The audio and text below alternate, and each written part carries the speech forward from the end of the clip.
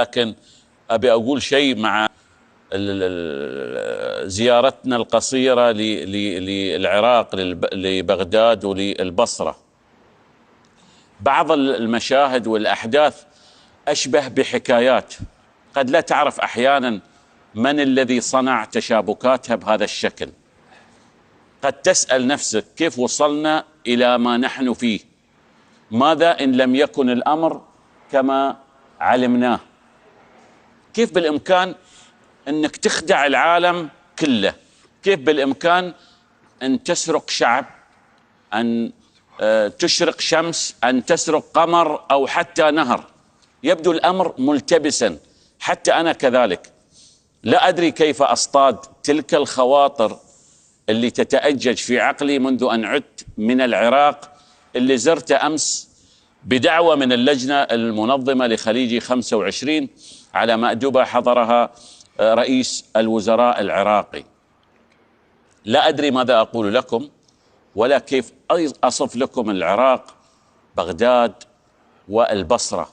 الأهم لا أدري كيف أقول لكم أن ما جرى للعراق وما يجري له حتى الآن لا يستحقه العراق، ولا يعكس حقيقة الأوضاع هناك، ولا حقيقة أهله وشوارعه ومحلاته وحدائقه وملاعبه.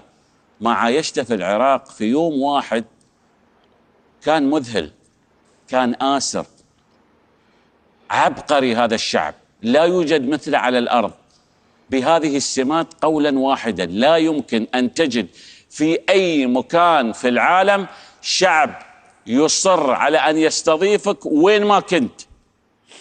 ترى لا، مو أنا بس الاستثناء، لكن كل زوار خليجي 25 كل شيء بالمجان. أمر يعجز عن فهم العقل وعن وصف اللسان. إن أكلت، شربت، اشتريت شيء من محل، يصرون أن لا تدفع. ترى ما يفعلون ذلك معي أنا فقط، لكن مع كل زوارهم، حتى مع أهلهم من العراقيين اللي أتوا إلى البصرة من شتى مدن العراق. شو هالأمر المذهل، شو هالسمات العبقرية النادرة التي لم يندر وجودها إلا في العراق. احنا كيف صدقنا لوهلة أن الأمن والأمان في العراق ليس على ما يرام؟ كيف صدقنا لوهلة أنها ليست دروب خير وأمن وسلام؟ كيف أقنعنا الإعلام المغرض الملون الموجه أن ملاعب العراق لا تصلح أو أن قدراتها محل شك أو تساؤل؟ كيف صدروا لنا تلك المشاهد العبثية، تقارير وصور ولقطات؟ كل شيء في البصرة وفي العراق أروع ما يكون. من يقول خلاف ذلك، من يظن خلاف ذلك، مجنون مجنون. لا أدري من المسؤول عن الترويج الإعلامي السلبي عن العراق وأهله طوال السنوات اللي مضت، من فعل هذا. يبدو أنه ذات من حارب العراق ومن حاول أن يزرع الإرهاب في دروبه ويروع أهله. العراق ترى لا يزال متماسك قويا بهيا رغم الحروب اللي أنهكت طوال تاريخه، اللي بدأ حين بدأت البشرية. ليس في مقدور دولة ولا أمة أن تحتمل ما احتمله العراق منذ فجر التاريخ، منذ مؤسس الأسرة الأكدية الملك سرجون، وغزو بلاد سومر، وحرب الوركاء بقيادة أميرها السومري أوتوحيكال على الأجانب الطغاة. عانى قبل سلالة بابل الأولى وملكها المشرق الخالد حمورابي الذي وحد البلاد. عانى في الحرب الضروس مع الدخلاء العلاميين وحتى استقر له الهلال الخصيب. وعانى في العهد الأشوري القديم حتى بسط إيلو شوما قوته على كل من حوله. وحارب العراق أيضا مع نوبخذ نصر، لكنه سطر معه أمجاد سكنت التاريخ، ويتردد صداها في شارع الموكب القديم أمام باب عشتار. عانى كذلك في الحرب الأنجلو عراقية، وفي حرب 67 مع الشقيقة مصر، وفي حرب أكتوبر المجيدة عام 73، وعانى في كثير من الحروب في العصر الحديث. وعانى أكثر من تلك التنظيمات الشيطانية اللي أرقت البلاد والعباد. لم يسلم العراق يوما من المتربصين والأعداء، لكنه رغم كل ما جابه وواجه لم يتوقف عن الحياة، لم يتوقف عن النظر صوب السماء. يا سادة، العراق اللي أنا شفته آمن، قوي، كريم، بهي، عزيز، ندي، مهاب، أبي، جميل، شجي.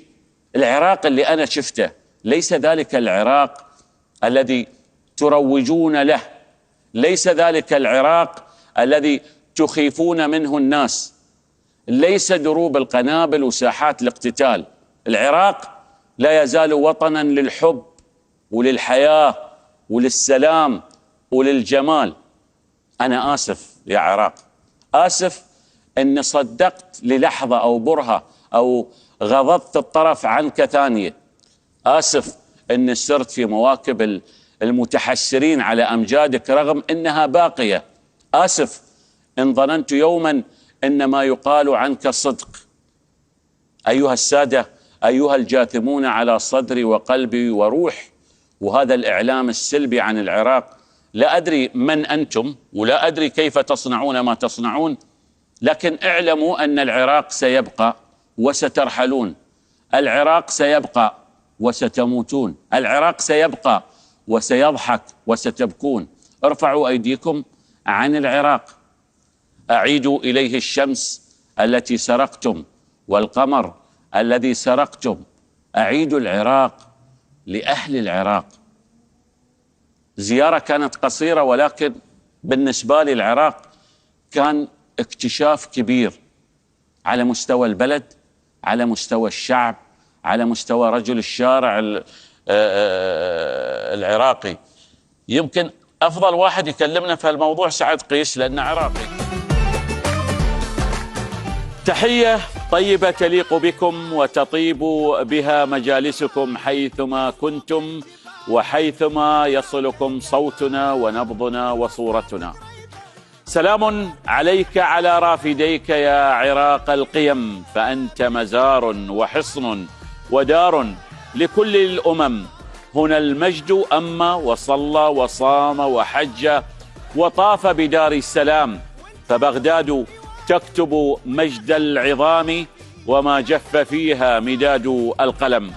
هكذا شدت بلابل العراق تغني لأغلى وطن، وهكذا نردد معها في السر والعلن: العراق العظيم، بلاد الرافدين ومضرب الآيتين، مسرى النهرين دجلة والفرات ومرقد شط العرب.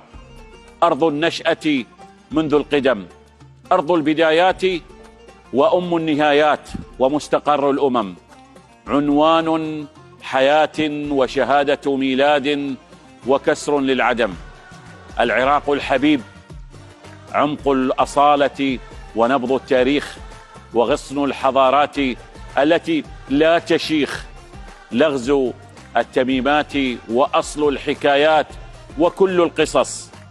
بلاد الرافدين أول الوافدين على الأرض والحضارة والتاريخ، عهود طويلة من التميز والتفرد والإبهار، بوابة الآلهة إلى الأرض الصالحة ونافذة الشمس التي لا تغيب.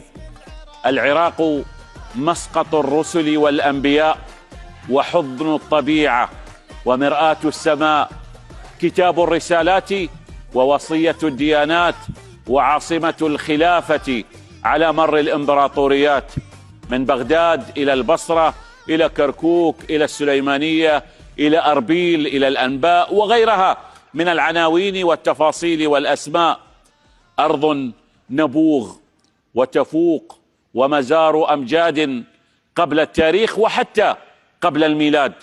العراق أرض الرفاق والوفاق والتعايش والتنوع رغم الاختلاف، جنة الثقافات والمذاهب والديانات، عاصمة الكتب والشعر والشعراء، مسرح الفنون والأدب والكلام والحروف من ذهب.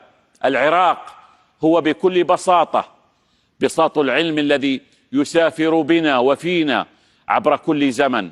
العراق تلك الأرض المنبسطة المنخفضة التي ترفع رأسها عاليا لتتباهى بنفسها بين الشعوب وبين الأمم. ابتدعت العلوم والأحكام وشرعت القوانين وشربت من كل البحور، فكانت أول الأولين وفاتحة العالمين.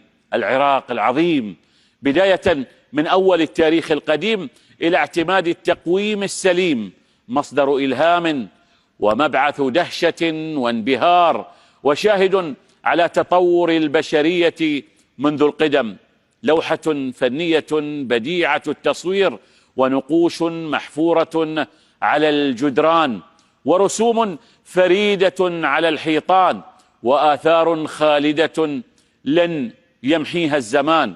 العراق بلاد الأدباء والعلماء، هو البيان والتبيان ورسائل الحنين إلى الأوطان، وحبر الجاحظ الذي لم يبخل على الجميع بأدبه فشاع اسمه وعلمه وبين الناس.